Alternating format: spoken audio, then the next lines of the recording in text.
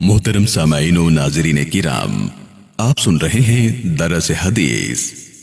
مؤلف ہیں فضیلت الشیخ حضرت مولانا حافظ فضل الرحیم اشرفی صاحب حفظہ اللہ تعالی، محتمم و رئیس جامعہ اشرفیہ لاہور پاکستان۔ سرکار دو عالم صلی اللہ علیہ وآلہ وسلم کی سیرت طیبہ پر اجمالی نظر۔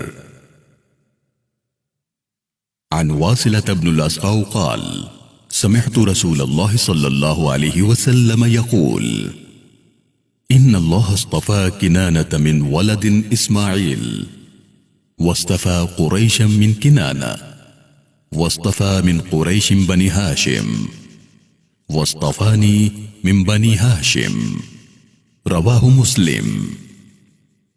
حضرت واصلہ ابن الاسقع رضی اللہ تعالیٰ عنہ سے روایت ہے کہ میں نے رسول اللہ صلی اللہ علیہ وسلم کو یہ فرماتے سنا کہ اللہ تعالیٰ نے اولاد اسماعیل میں سے کنانہ کو منتخب فرمایا اور کنانہ میں سے قریش کو منتخب فرمایا اور قریش میں سے بنو ہاشم کو منتخب فرمایا اور بنو ہاشم سے مجھے منتخب فرمایا۔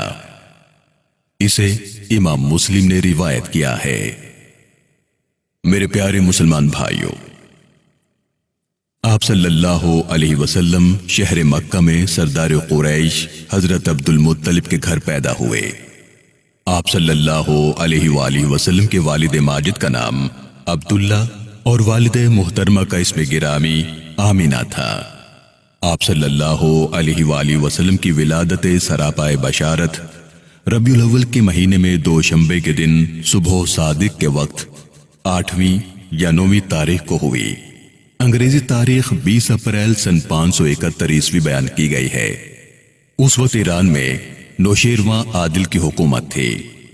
آپ صلی اللہ علیہ وآلہ وسلم کی ولادت بابرکت کے وقت بہت سے عجائب قدرت کا ایسا ظہور ہوا کہ کبھی دنیا میں وہ باتیں نہیں ہوئیں۔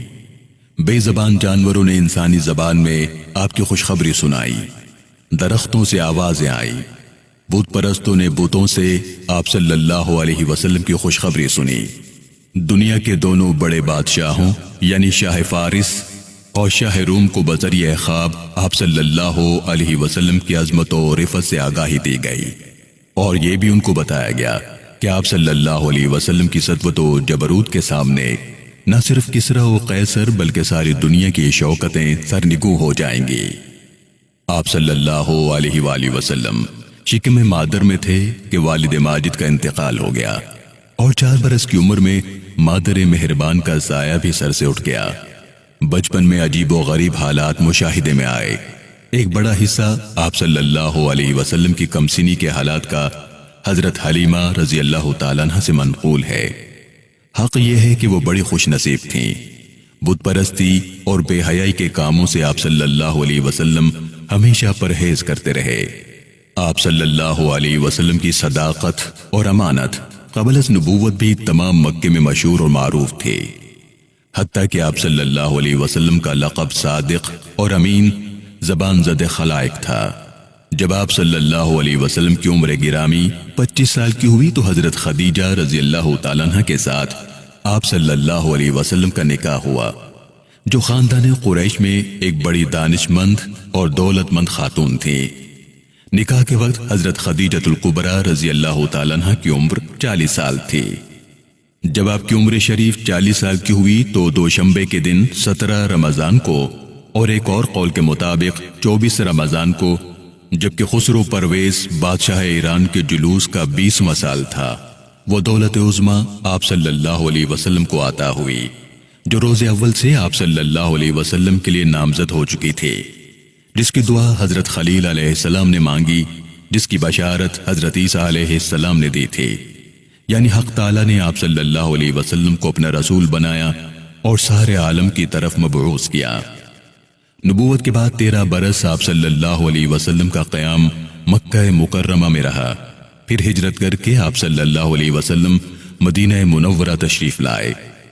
10 برس مدینہ منورہ میں قیام رہا۔ اس 10 سال کے عرصے میں 19 لڑائیاں بھی آپ کو کافروں سے لڑنا پڑیں۔ بکثرت معجزات اور خوارق عادات کا آپ صلی اللہ علیہ وسلم سے ظہور ہوا۔ سب سے بڑا معجزہ آپ صلی اللہ علیہ وسلم کا قرآن کریم ہے، جس میں فصاحت و بلاغت کا اعجاز بھی ہے اور اخبار غیب بھی اور قوت تاثیر و سرعت تاثیر بھی۔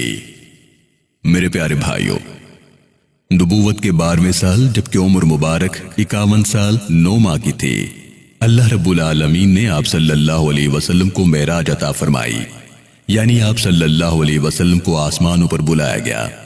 جنت و دوزخ کی سیر آپ صلی اللہ علیہ وسلم کو کرائی گئی اور عالم ملکوت کے عجائب اور اللہ تعالیٰ کی آیات کبریٰ کا مشاہدہ آپ صلی اللہ علیہ وسلم کو کروایا گیا۔ جب عمر مبارک 63 برس کی ہوئی اور ہجرت کا 11واں سال شروع ہوا تو 12ویں ربیع الاول کو دوشنبے کے دن بوقت چاشت 14 دن بیمار رہ کر اس عالم فانی سے رحلت فرمائی۔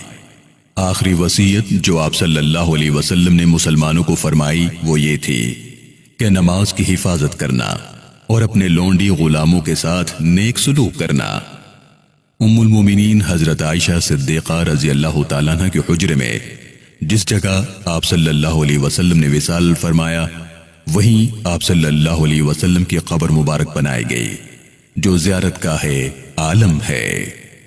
اللہ رب العالمین سے دعا ہے کہ پروردگار عالم ہمیں اسوہ رسول اکرم صلی اللہ علیہ وسلم پر عمل پیرا ہونے کی توفیق عطا فرمائے، آمین۔ والسلام علیکم ورحمۃ اللہ تعالی وبرکاتہ۔